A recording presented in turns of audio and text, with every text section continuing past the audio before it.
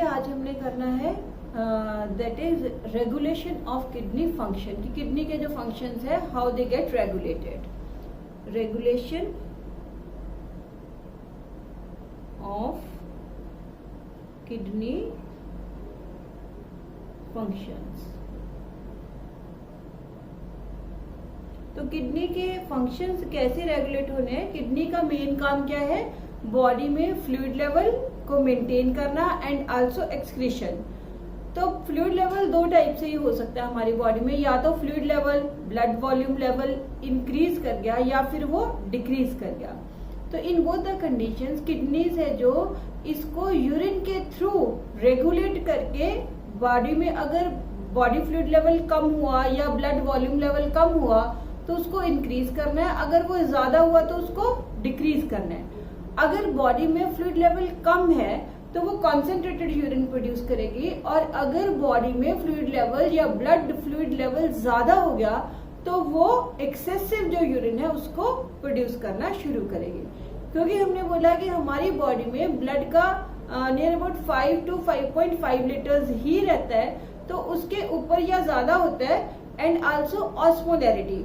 Osmolarity हमने बोला blood में क्या है, हमारे ब्लड की ऑस्मोलैरिटी 300 मोल्स ऑस्मोलिटर्स पर लीटर है, बट हम यूरिन जो प्रोड्यूस करते हैं उसकी ऑस्मोलैरिटी 1200 मोल्स ऑस्मोलिटर्स पर लीटर तक होती है। अगर हमारे ब्लड में 300 मोल्स ऑस्मोलिटर से ऑस्मोलैरिटी इंक्रीज होती है, ब्लड में ऑस्मोलैरिटी इंक्रीज होती है, तो इसका मतलब ब्लड में वाटर लेवल या बॉडी में फ्लूइड लेवल क्या हो गया? डिक्रीज हो गया। तो उस फ्लूइड लेवल को क्या करना है? मेंटेन करना है। तो how kidney functions they get regulated. तो फंक्शंस है जो किडनी के they are regulated in two conditions. One condition है बॉडी में दैट इज डिक्रीज हुआ, डिक्रीज इन बॉडी फ्लूइड और बॉडी ब्लड वॉल्यूम। तो उस केस में टू मेथड्स है जिसके साथ वो रेगुलेट करेगा। एक मेथड है ADH, कंट्रोल बाय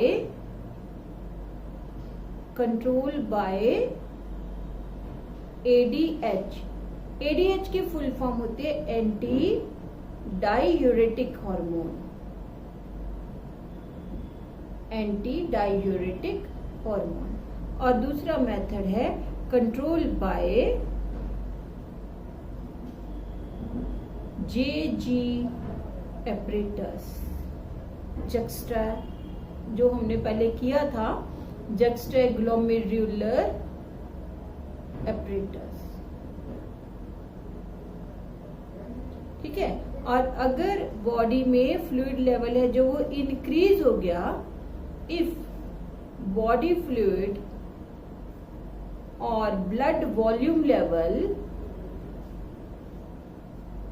इंक्रीजेस, तो हमारी किडनीज एक तरीके से रेगुलेट करती है, that is known as atrial नाट्रियूरेटिक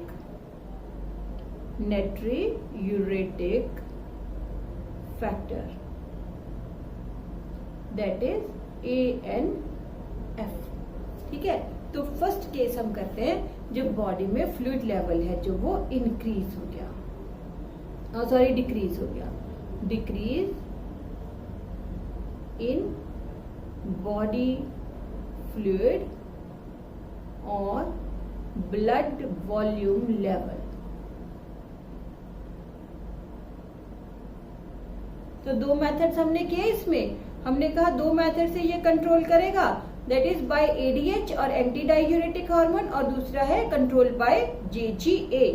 तो फर्स्ट मेथड है जो वो हम शुरू करते हैं, control by release of ADH anti diuretic hormone, ठीक है। सबसे पहले बेटे क्या है कि जब भी हमारी बॉडी में, मैंने आपको बताया कि ब्लड है ना जो, उसकी ऑस्मोलैरिटी, नॉर्मल ऑस्मोलैरिटी क्या है? ब्लड की नॉर्मल ऑस्मोलैरिटी है 300 मोल्स ऑस्मोलिटर पर लीटर, बट जब इसकी ऑस्मोलैरिटी इंक्रीज होती है, इंक्रीज इन ऑस्मोलैरिटी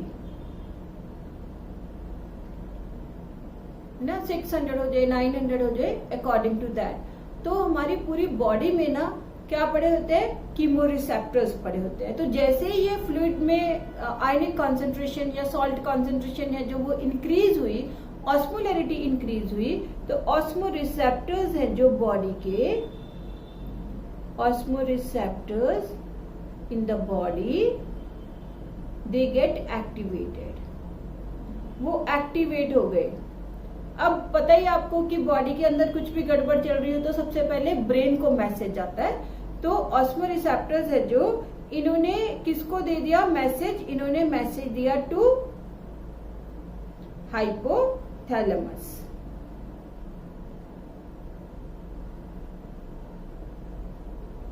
इन्होंने मैसेज दिया टू हाइपोथैलेमस, ऑस्मोरिसेप्टर्स स्टिमुलेट हो गए, उन्होंने मैसेज दिया टू हाइपोथैलेमस। अब हाइपोथैलेमस है जो, वो क्या करेगा, हाइपोथैलेमस है जो, ये हमने बेटे बना दिया, पहले हम यहाँ पे बना देते हैं, दैट इज ऑस्मोरिसेप्टर्स। ये मैसेज लेके आए when they get stimulated. Stimulate कब हुए, जब ब्लड में जो है ऑस्मोलैरिटी इंक्रीज हो गई। तो इन्होंने बेटे यहाँ पे ऑस्मोरिसेप्टर्स है जो, ये है हाइपोथैलेमस,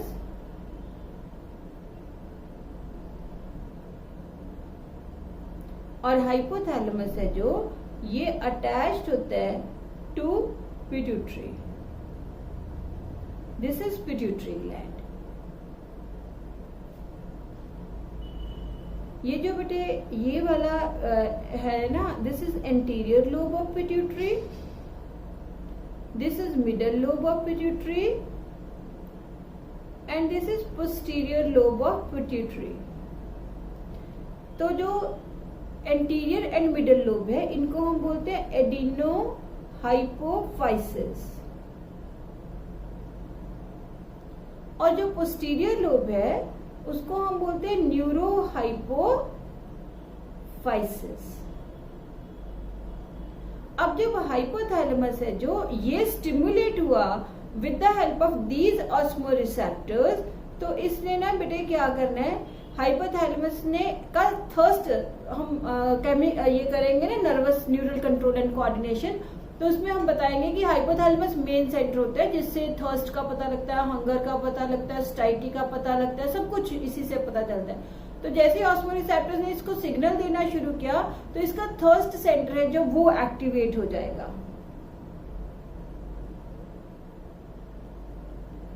थर्स्ट सेंटर एक्टिवेटेड, हमें प्यास लगनी शुरू हो जाएगी, प्यास लगेगी तो हम पानी पिएंगे। दूसरे इसने क्या किया, हाइपोथैलेमस है जो, ये पिट्यूटरी को ना स्टिमुलेट करता है, कौन सी पिट्यूटरी को, पोस्टीरियर लोब ऑफ पिट्यूटरी को। तो पोस्टीरियर लोब है जो, which is known as neuro hypophysis, ये रिलीज करती है hormone which is called ADH, that is anti diuretic hormone. तो ये याद रखना है बेटे कि एंटी डाययूरेटिक हार्मोन है जो, that is secreted by posterior lobe of pituitary which is also known as neuro hypophysis. Anti diuretic hormone, anti diuretic hormone है जो, ये अब जो DCT थी नेफ्रॉन्स की वहां पे जाएगा and causes more reabsorption of water at DCT level. It causes more reabsorption of water from filtrate at DCT level. Secondly, it is also slight vasoconstrictor, बहुत पावरफुल नहीं होता, स्लाइट वासोकंस्ट्रिक्टर होता है, विच presses walls of efferent arterioles,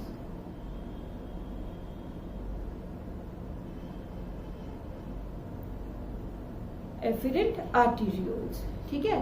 तो DCT as well as collecting duct, यहाँ पे ये distal part पे जाके काम करेगा। तो अब देखो कि जब बेटे जो ADH है anti diuretic hormone, anti diuretic, diuresis होता है process in which large amount of urine is passed. तो जो एंटी डायूरेसिस हो गया, इसका मतलब हो गया कि वो कंडीशन जहां पे ज्यादा यूरिन पास आउट नहीं होगा। कैसे नहीं होगा? क्योंकि ADH की प्रेजेंस में जो है DCT है, कलेक्टिंग डक्ट्स है, या other parts, distal parts of the tubule है, they will start more reabsorption of water from the filtrate. तो फिल्ट्रेट में से जब बहुत सारा पानी है, जब वो ब्लड में आ जाएगा तो बॉडी फ्लूइड लेवल ठीक हो जाएगा। जब बॉडी फ्लूइड लेवल ठीक हुआ तो इंक्रीज हो गया ब्लड वॉल्यूम लेवल, इंक्रीज हो गया that is glomerular filtration rate.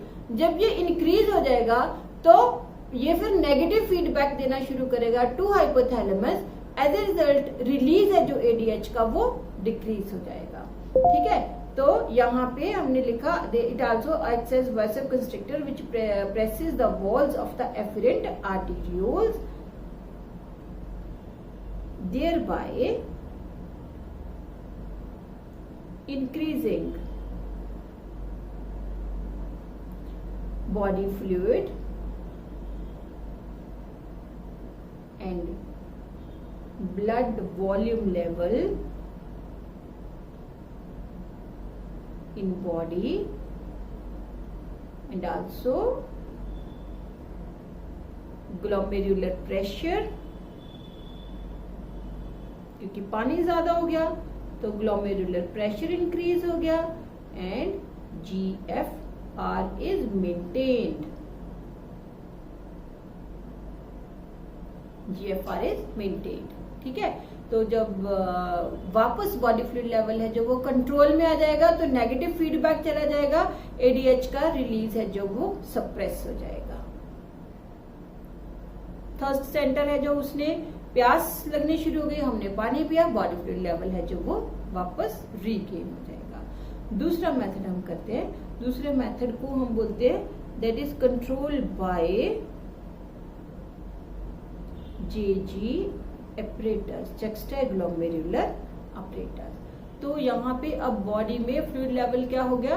Decrease हो गया, ठीक है। जब बॉडी में फ्लूइड लेवल डिक्रीज होगा तो GFR डिक्रीज हो गया। उस GFR को क्या करना है? मेंटेन करना है।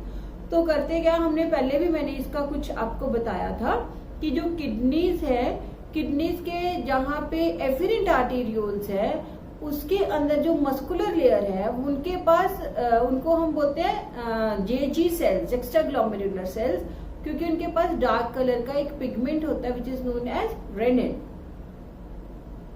तो JG cells of the kidneys,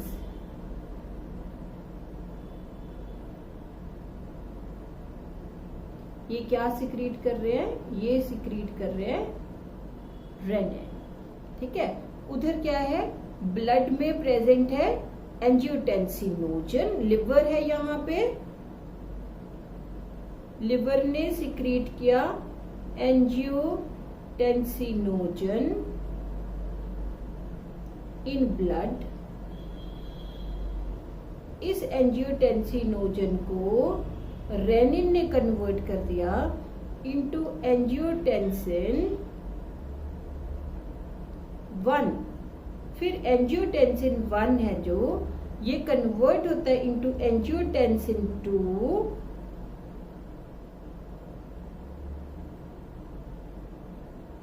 यहाँ पे जो लंग्स है ना वो कोई एक प्रोटीन सिक्रीट करते हैं, उसकी वजह से ये एंजियोटेंसिन 2 में कन्वर्ट हो जाता है।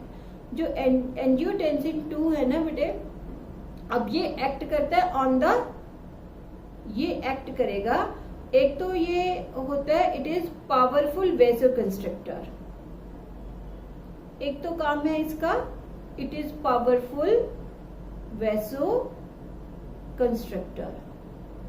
क्योंकि ये पावरफुल वेसोकंस्ट्रिक्टर है तो ये जो एफरेंट आर्टेरियोल्स है उनको उनके डायमीटर को नैरो कर देगा, there by increasing the pressure in the efferent arterioles. जब प्रेशर इंक्रीज हुआ तो जीएफआर ऑटोमेटिकली इंक्रीज हो जाएगा। It presses the walls of efferent arterioles thereby increasing pressure and so GFR। Second जो इनका काम है, सेकंड क्या काम है इसका कि ये ना बेटे एंजियोटेंसिन 2 है जो it goes to adrenal gland of kidneys. ये किडनी है, किडनी के ऊपर यहाँ पे एक ग्लैंड होता है which is known as adrenal gland. ये जो बेटे एड्रिनल ग्लैंड है इसके दो पार्ट्स होते हैं, एक आउटर पार्ट होता है which is known as cortex and एक इनर पार्ट होता है which is known as medulla. तो यहाँ पे किडनी के भी कॉर्टेक्स एंड मेडुला है एंड ग्लैंड के पास भी क्या है, कॉर्टेक्स एंड मेडुला है। तो ये जो कॉर्टेक्स है ये हम जब करेंगे ना chapter chemical control and coordination, तो उसमें भी हम करेंगे सारे ये ग्लैंड। तो यहाँ पे जो कॉर्टेक्स है, एड्रिनल कॉर्टेक्स, ये सिक्रीट करता है under the influence of angiotensin 2। ये सिक्रीट करेगा कौन सा hormone, it will secrete aldosterone hormone. जो एल्डोस्टेरोन हार्मोन है, आपको याद होगा हमने क्या था कि जो डीसीटी में एब्जॉर्प्शन होती है ना सोडियम की, that is conditional. Aldosterone hormone होता है जो it is salt retaining hormone, it is salt retaining hormone. तो it will facilitates more reabsorption of sodium at DCT. तो जब बेटे डीसीटी पे रीअब्जॉर्प्शन हुई, मतलब फिल्ट्रेट में से सोडियम है जो वो ब्लड में आ गया, तो ब्लड में सॉल्ट लेवल इंक्रीज होगा, तो सोडियम के साथ साथ वाटर भी ज्यादा रीअब्जॉर्ब होगा in the blood and then thereby more reabsorption of water, ज्यादा रीअब्जॉर्प्शन हुई वाटर की एट डीसीटी। ठीक है, तो दो काम किए उसने। एक काम किया एफरेंट आर्टेरियोल्स को कंस्ट्रिक्ट कर दिया, जीएफआर प्रेशर इंक्रीज कर दिया, जीएफआर इंक्रीज कर दिया। दूसरा उसने क्या किया, फॉर द टाइम बिंग उसने जीएफआर इंक्रीज कर दिया। दूसरा उसने क्या किया, उसने एड्रिनल ग्लैंड तक गया, एड्रिनल ग्लैंड पे जाके उसने एड्रिनल कॉर्टेक्स में से एड्रिनल जो कॉर्टेक्स है उसमें से रिलीज करवा दिया एल्डोस्टेरोन हार्मोन। एल्डोस्टेरोन हार्मोन है जो it helps in more reabsorption of sodium at DCT level. जैसे ही सोडियम ज्यादा एब्जॉर्ब होगा तो वाटर ऑटोमेटिकली रीअब्सॉर्ब हो जाएगा, maintaining the blood volume level, maintaining blood volume level. तो इस टोटल सारे को बेटे हम बोलते हैं that is renin, angiotensin, aldosterone system, that is RAS। Renin, angiotensin, aldosterone system जो एक दूसरे की कोऑर्डिनेशन में काम करेंगे। तो एक कंडीशन में that is body fluid level decrease होने की कंडीशन में हमारी किडनीज ने अपने आप को रेगुलेट किया बाय मींस ऑफ, एक तो हो गया secretion of the ADH. ADH is anti diuretic hormone. तो यहाँ पे मैंने आपको बताया था कि डाईयूरेसिस क्या होता है. Diuresis is formation of more urine. तो अगर वो बॉडी ज्यादा यूरिन बनाती रहेगी तो ज्यादा पानी बाहर जाएगा, तो हमारी बॉडी ने तो वाटर को रीअब्सॉर्ब करना है, तो इसलिए वो यूरिन की प्रोडक्शन, क्योंकि यूरिन कॉन्सेंट्रेट होगा उसमें से उसने बहुत सारा पानी रीअब्सॉर्ब कर दिया at DCT level, at collecting duct level, तो यूरिन की प्रोडक्शन हो गई कम. तो इसलिए इसको हम बोलते हैं एंटी डाईयूरेटिक हार्मोन. दूसरा है control by JGA. JGA cells हमने किए थे, वो सिक्रीट करते रेनिन, और रेनिन है जो ये एंजियोटेंसिनोजन जो ब्लड में पड़ा हुआ है जिसको लिवर ने सिक्रीट किया उसको एंजियोटेंसिन 1, देन एंजियोटेंसिन 2. और एंजियोटेंसिन 2 दो तरीके से काम करता है. 1 वो पावरफुल वेसोकंस्ट्रक्टर है, एंड सेकेंड उसने एल्डोस्टेरोन रिलीज करवाया फ्रॉम एड्रिनल ग्लैंड. एल्डोस्टेरोन है जो डीसीटी पे काम करता है and more reabsorption of sodium. Sodium salt हो गया, सॉल्ट की ज्यादा रीअब्जॉर्प्शन होगी तो वाटर भी ज्यादा रीअब्सॉर्ब करेगा. दूसरी condition, when body fluid level increases. increase in body fluid or blood volume level. तो इसमें काम करता है कंट्रोल बाय एट्रियल नाट्रियूरेटिक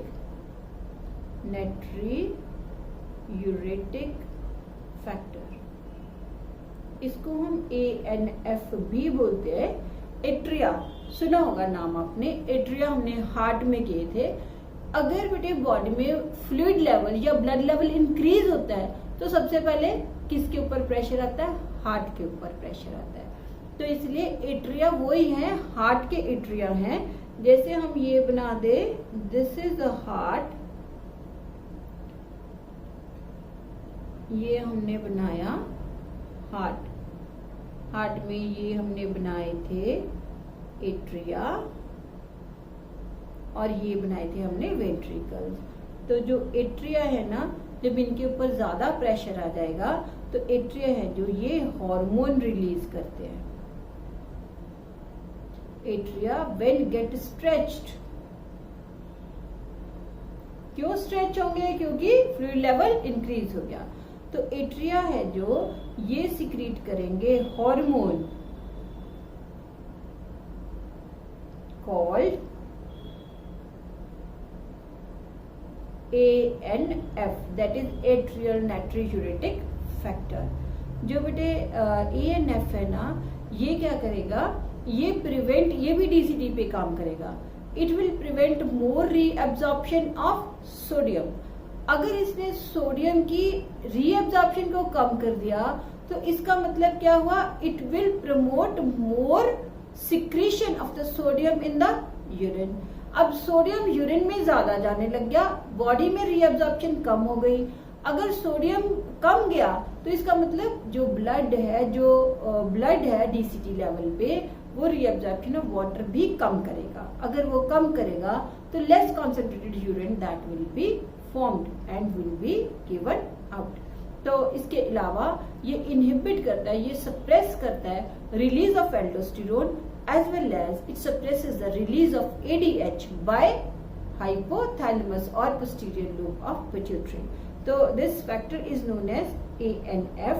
ANF है जो ये वर्क कैसे करता है, वर्किंग ऑफ ANF. पहले मैं आपको बता दूं नाट्रियूरेसिस क्या होता है. नाट्रियूरेसिस होता है secretion of sodium in blood. ठीक है. एट्रियल नाट्रियूरेसिस मतलब कि एट्रिया ने एक हार्मोन रिलीज किया जो नाट्रियूरेसिस करता है, that is more secretion of sodium in the filtrate as compare to blood. Absorption नहीं करवाता, सिक्रीशन करवाता है. तो वर्किंग ऑफ ANF. तो यहाँ पे ना बेटे कई बार ऐसे भी क्वेश्चन आ जाता है कि हार्ट है जो वो एक एंडोक्राइन ग्लैंड का भी काम करता है ना. ANF क्या है? हार्मोन है. Working of A and F. First क्या है, it will suppress reabsorption of sodium at TCT. Rather, more sodium is secreted in filtrate, thereby decreasing body fluid level या blood volume level। सेकेंड इसने काम क्या किया, it suppresses release of, किसके release को suppress किया, aldosterone. it also suppresses release of ADH by posterior lobe of pituitary, by posterior lobe of pituitary. As a result, blood volume level is controlled.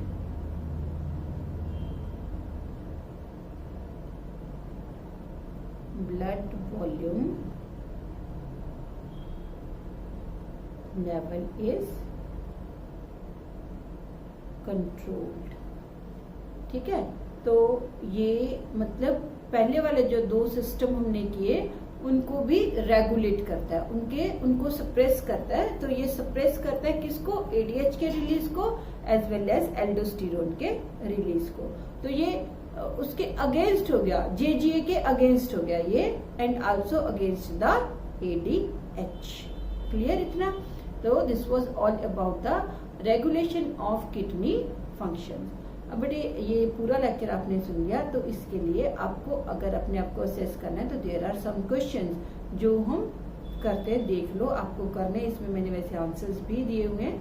First है आपके पास question, that is the columns of Bertini are formed as extensions of medulla in cortex, whether this statement is true or false,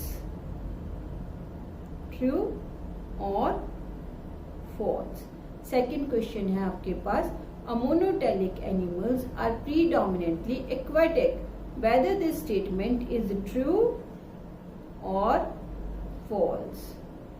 third question है आपको fill up करना है, maximum absorption of sodium ions and potassium ion occur in dash, कि kidney के किस हिस्से में, renal tubule के किस पार्ट में मैक्सिमम रीअब्जॉर्प्शन होती है सोडियम एंड पोटेशियम की। Then the function of renin is degradation of dash, किस प्रोटीन की डिग्रेडेशन करता है, रेनिन।